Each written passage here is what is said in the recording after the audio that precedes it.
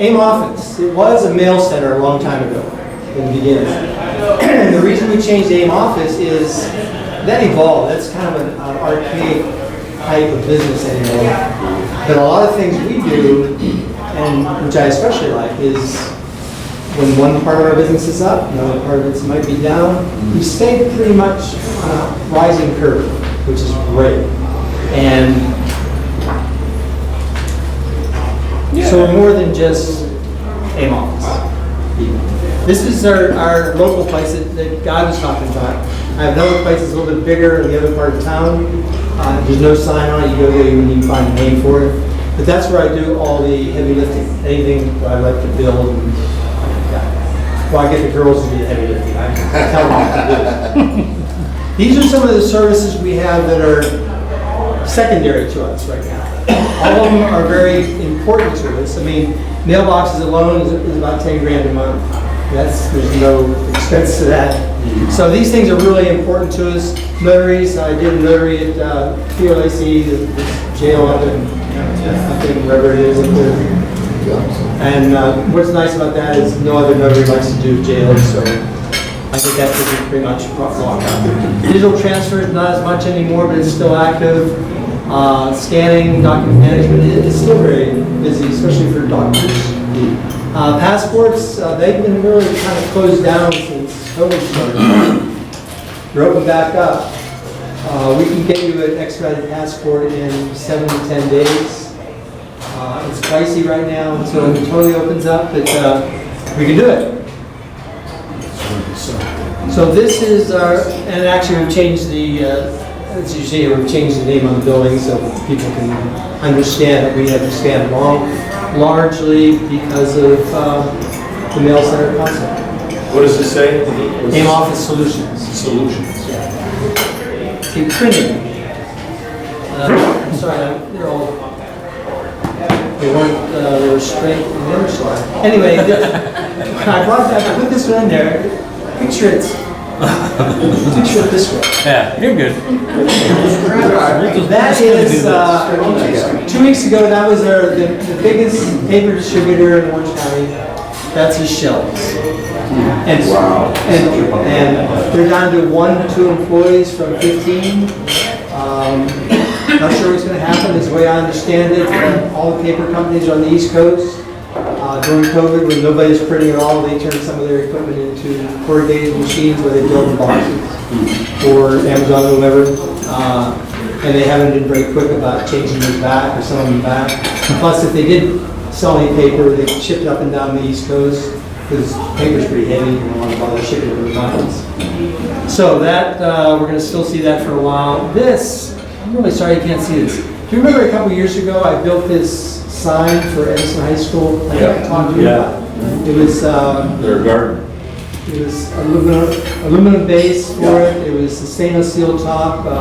It was gray. It was plasma cutted. Yep. That's the sign in place there. I mean, they could have a major earthquake, everything's total, and that would still be sitting there. There you go. This is the sign I did for the police chief on his birthday. He still has it on his wall. It's pretty cool. It's a stainless steel sign that we did out of plasma cutter. Printing is a major part of our business. As you see that book that's going around, the 2 books are going around, those were actually done mostly by the staff since I went to visit my granddaughter again. And I'm going to try to do that once every other month at worst. And it was the thinner one. Where are they now? I have one right here. You got one right there? The swimming? Swimming is interesting. They provided all that, it was 80 pages. They provided all that slowly, so that had to be pieced together. That one, we were able to do that as one piece. We had a theme when we built the book there. That one is Baseball. Baseball, yes, baseball. We also did one for Ocean View at the same time. And one for volleyball and something else. Anyway, we stayed pretty busy in May with all those books.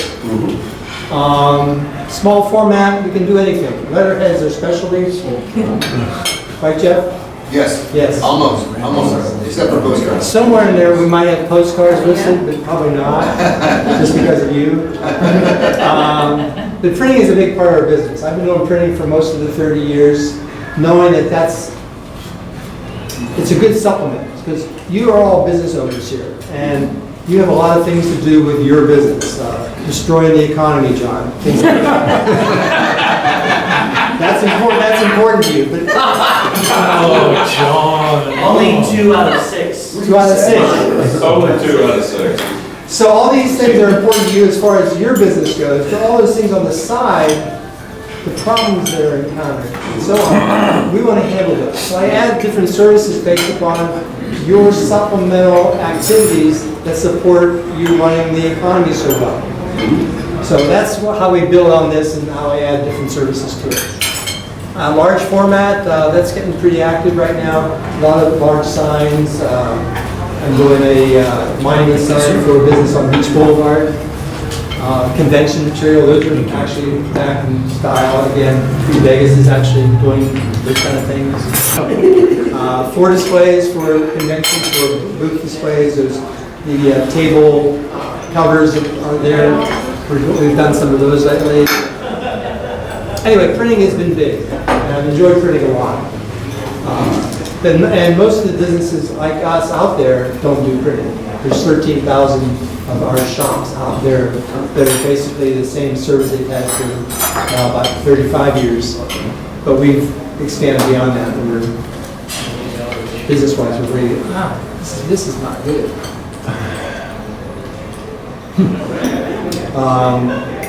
Okay. This is an old and to this family very valuable model plane. Now, the challenge of the model plane is usually made out of balsa wood. It's very light. It's totally fragile. You can't hardly lift it without breaking it. So I built a box around it. It sets down inside there, and then I have a bubble wrap thing that wraps on top of it. So there's no pressure. There's pressure from all sides in that box, all 3 sides, all 3 directions. So by doing it this way, there's no pressure down on it, because the pressure will be on these baffles inside there. No pressure this way. Any of the 3 dimensions won't not touch that. So he really liked that. In fact, his model airplane club is contracting me to build him some more. This is upside down. It's hanging on the ceiling. It's pretty cool. Not really. This, it's really hard to tell here.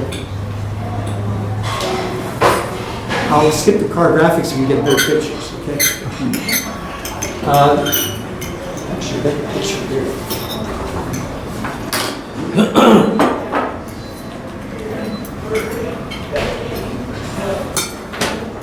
This might be better to see. So, this is an old urn inside here.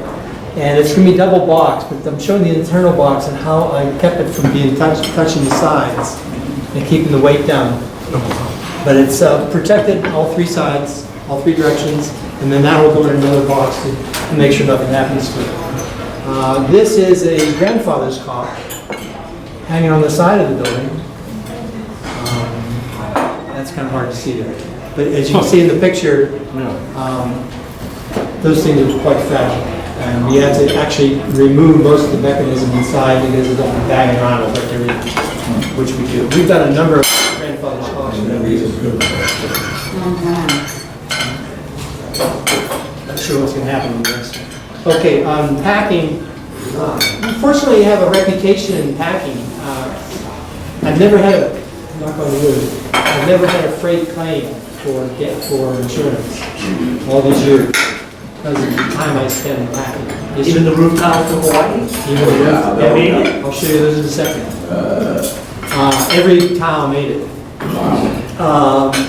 So packing is a pretty important part. And it's funny, around the country I have things shipped back to us. I have a network of freight companies that do that. And I get them back here, so once I get them, I like to see what kind of packing they've done. And the last one was a guy back in New Jersey that charged me $800 for a crate. Excuse this was a piece of shit. It was terrible. It had artwork inside. And one frame was broken. Fortunately, the art itself was fine, which I guess that's his saving grace, but it was really crappy. And he charged me $800 for that. Some guy would probably charge maybe 200, 250 max. So we're happy the way we do it here. We have a reputation around town. I've got referrals from many miles around from other cities, and which helps us a lot. This is too bad. Okay, so what I have here, pass this one around. This is, you familiar with the guy that makes the underwater murals on the side of buildings? Yeah. Wayland, right? Have you seen this? Okay, so he has a coffee table here. Beautiful coffee table. And if you pass that around, the coffee table had to be taken apart, rebuilt, and this is the final crate of it. And on the frame, I got this, sorry to ask a question now, Sure. but that looks like a pretty heavy box. Not just the table itself, but then the box and all that. Somebody pays for that by the weight, right? It's about 400 pounds. So, but they're paying by the weight? I don't know the weight, distance, size in some Size. cases. How much was it to ship that? How much was it to ship that? I think the shipping was around 7. Packing was 4. Okay. About 2 zeros and About $1,000 to get to where you want to go. And that was only going to the Midwest. But it's hanging on the wall. So we took this apart. I'll show you in a second. The glass is separately packed. We had to protect the dolphins and the faux rock that they were sitting on pretty well. That was pretty difficult. It took a lot of time. Here's the glass. The glass is separately packed. Oh, okay. Because glass is usually just in the way, and you can never insure glass anyway. So if you have a photograph or a painting that has glass in it, no matter how big it is, if that glass breaks and cuts the painting, then it's too bad. It's not insurable. So we have ways of protecting. So usually you can't get the glass out of there. So we have ways of protecting the glass from hurting the painting if it cracks or breaks. Typically, glass is in a wooden frame. And if you have a wooden frame, glass rattling around in that, depending on how well it's packed, it's going to break. There's no wood. So you have to take I can build a box as big as this room, and if that glass is not properly handled inside there, or at least it will crack. We try to keep it away from any touching of the artwork itself. Now this isn't really something we worry about touching, this is upside down. There is the inside of it ready to be packed around it. You have to pack everywhere there's pressure. I mean, that thing is, those dolphins are floating kind of in there. You protect how they're floating, support them without having any damage to the items that are being supported. It takes some time. I probably don't charge enough, but people are always happy when you get it in one piece. So those kind of things I like.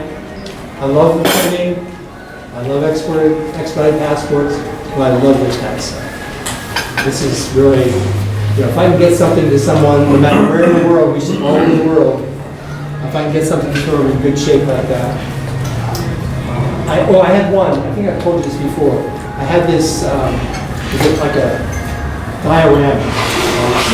It was 4 feet deep, 4 feet depth, 6 feet wide and about 6 feet high. And I spent weeks with the artists with a probe, a metal probe, touching everything inside there that could possibly move, and making sure that nothing's going to hurt anything else in there, because it was 3-dimensional, and they're shipping it to Paris. And weeks to get this thing ready.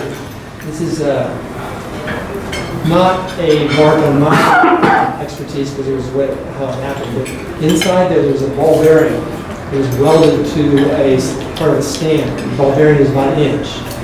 And it was solid. I remember touching it. It was solid on there. During the movement, I put shocks on the crate.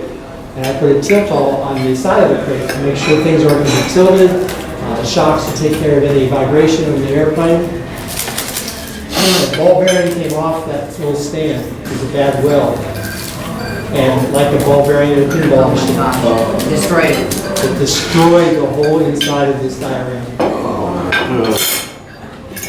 The guy wasn't upset with me, he was quite upset. He was over $100,000 piece. He wasn't upset with me at all, but they're just quite destroyed. I was as careful as I was, you know, things like that. It's what happens. Anyway, go ahead, Glenn. So something like this, it's shipped, you package it the best you can, it's out there, you don't have any control once it's out of your hands. So something happens to the package, gets destroyed, gets lost, is it insured, is it covered? There is insurance. What you count on the worst scenario. I mean, that one going to Paris, it was insured. Yeah. But the insurance wasn't any good because it was a bad manufacturing job. Yeah. But you have to count on the worst case. Right now, if you ever watch them pack the trucks now, they're triple stacking. It used to be just one on top of another. Now they're jamming them in there and putting 3 in there.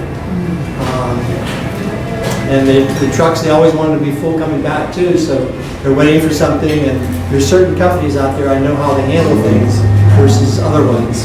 So certain things that I send, like a pallet full of books, I can send that to this company, because what can they do to them? Yeah. Something like this, I would never give to that company. And how is the value determined for how to insure If it? it's artwork, it has to be appraised, Okay, okay. That makes sense. including like this, or the last person who bought it. That's the value of it. Yeah, so when And by you're, the way, if we do a lot of artwork, there's a hammer value and there's a total value. So the person who bought that artwork is paying that total value. But all it's insured for is what they call the hammer value, which is what that person bid on that item. Does not include any of the commission or any of the other fees, just what that thing's value. Any other questions? Your notary services, or do you travel to do those? Yes. We have 3 notaries, we travel. I'm the only one that goes to the jails, nobody else wants to. Volunteer. Jails are actually fun. Excuse me for this, but the women are usually much more aggressive toward you than the men are. The men are, yes, Mr. Duncan, yes, Mr. Duncan, and the women go, it's different. The women's jail is definitely different. Never get put in jail with them, okay? Anyway, any other questions? Okay, thank you.